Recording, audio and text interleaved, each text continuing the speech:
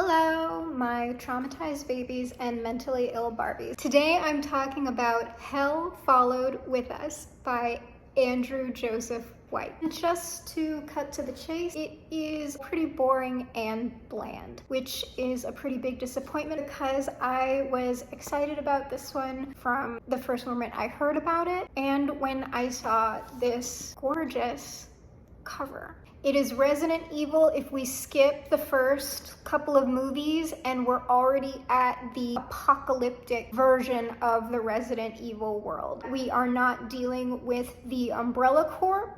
We are dealing with a cult of Christian eco-terrorists. Instead of the T-virus, we have the Flood, which this heinous Christian cult developed to unleash on the world to destroy all of the non-believers, to allow the earth to heal, and to control what's left of the population. Instead of Alice, we have a main character who is a trans boy named Benji, who has been infected with our virus, the Flood, but it is a special sort of the virus that if someone responds correctly to it, they become what is called the Seraph. It's not really an angel, even though there's a lot of angel imagery in this, but what Seraph can do, besides being super strong, is control the virus in other people and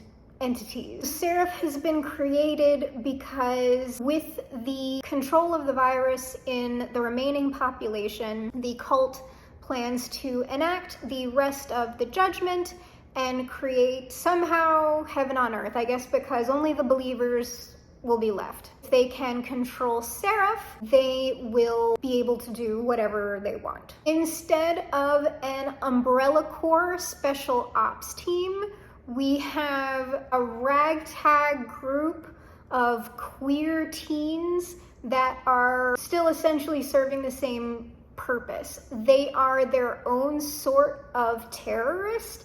They are outfitted in black, and they are trying to survive in this post-apocalyptic world.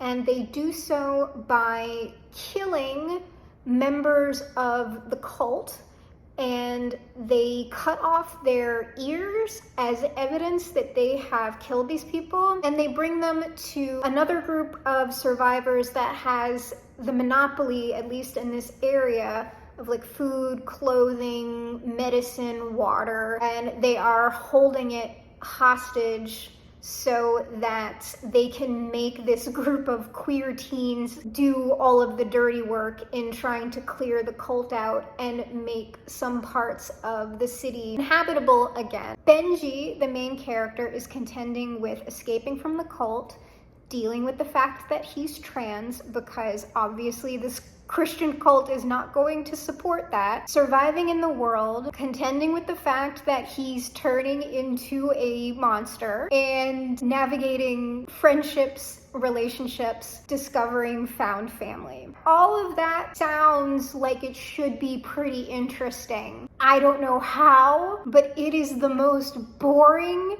thing that I've read in a while. I think it has something to do with the way the book is written. But before I get into that, let me talk about this book's great points. There's amazing representation, and I very much appreciate that. Like, this is very much a step in the right direction when it comes to diversity. I was very appreciative of how violent and brutal this book was. A lot of times, especially in YA, when things are getting violent, the writing can get very stylized. Gore and violence is going to be more like, and she split open and split and split and split, and the cascade came from her, and it was a flow of rubies and crimson and glimmering, and it's gonna be like that, right? And in this book, it's more like, yeah, I shot him in the face and it caved in his entire skull and it was a black hole and blood went everywhere and there's brains. It's written better than that. It is very matter of fact. It is in your face. It is brutal. And when you first encounter it, it's a little like being punched.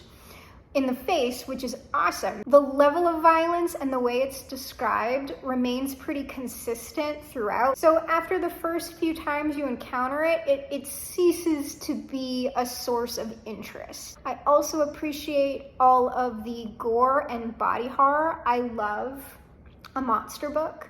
I love monsters, and I love it when my main character is becoming not human. And I love that they stay non-human. They just turn into a monster, and that's their life now. That's his life now, excuse me. So what didn't work for me? While the writing is easy and readable, it is devoid of style. It's surface level. There is very little description, and I think that is one of the main reasons why I could absolutely not get into this book, because you would think that a post-apocalyptic world filled with monsters and the nitty-gritty aspects of survival, you would think that would be extremely engaging, but it's not. There's no smells, there's no how things feel, there's no color, there is no texture.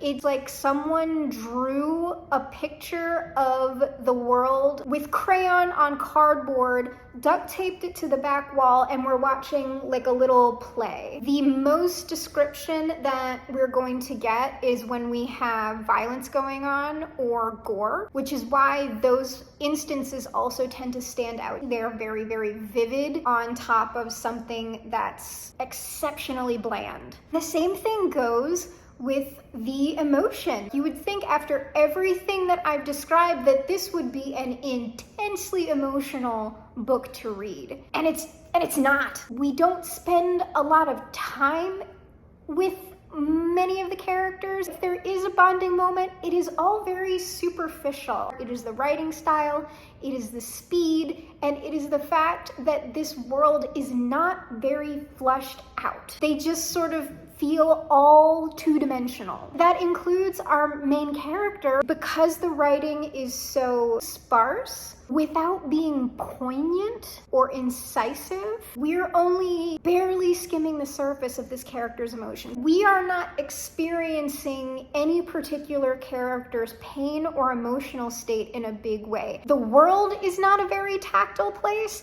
and also these characters' interiorities aren't very tactile places. Reading this book felt like skimming over a glass surface.